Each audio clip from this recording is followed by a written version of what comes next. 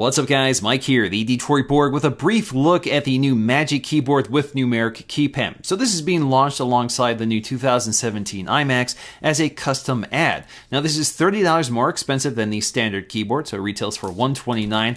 And this basically replaces a 10-year-old wired USB keyboard. So we finally get a successor to that. I never thought we would see it, but we finally have it. So we have an internal rechargeable battery, and this works either via Bluetooth or a USB connection. So you have the best of both worlds. Now, just like the other Magic accessories, to pair this to your Mac, all you have to do is connect the USB cable to the Mac and it instantly pairs, and you can disconnect it once that's done. Or you can just go to your Bluetooth settings and find it under devices. And as I said, if you want to use this as a wired keyboard, all you have to do is turn off Bluetooth. And because the cable is removable, that means if the cable is damaged, you don't have to replace the entire keyboard. Now this is basically the same design as a Magic Keyboard, just extended to the right for all the additional buttons. We'll find a power switch in the upper right corner, along with the Bluetooth radio in the left corner. The keyboard does have a nice incline to it, but it's definitely much more shallow than the previous model, but it does make it more compact for portability, so it makes it a great option for your iPad. Now if you look at the old keyboard next to the new keyboard, for the most part the buttons are in the same place. There's some changes to the icons. The top function row was thinner and the bottom row was taller. I've actually been using the Magic Keyboard since it came out, and for the most part I consider it to be a pretty big improvement over the previous generation.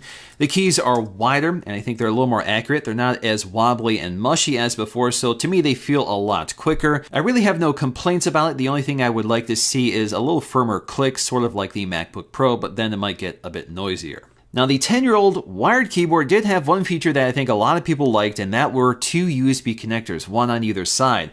This became less useful with USB 3 and the power demands of more modern equipment, so a lot of things just didn't work with it, but it was kind of nice to have this hub sort of right next to your keyboard. In terms of battery life, I'm able to get at least a month on a single charge, and that's the case with a full-size keyboard as well. Like most Apple products, it's also made out of aluminum, so it is fairly rigid, but it does flex. But even if it flexes quite a bit, it still snaps back to a stable form, so it doesn't wobble on your desk. Now for me, I don't think I really have a need for the numeric keypad, but it is nice to have the directional keys for gaming. But ultimately, I think I prefer a more compact keyboard just because it keeps me closer to the mouse. So that's going to do it for me in this quick look. Again, this is available with your iMac order, or you can pick this up in the store separately.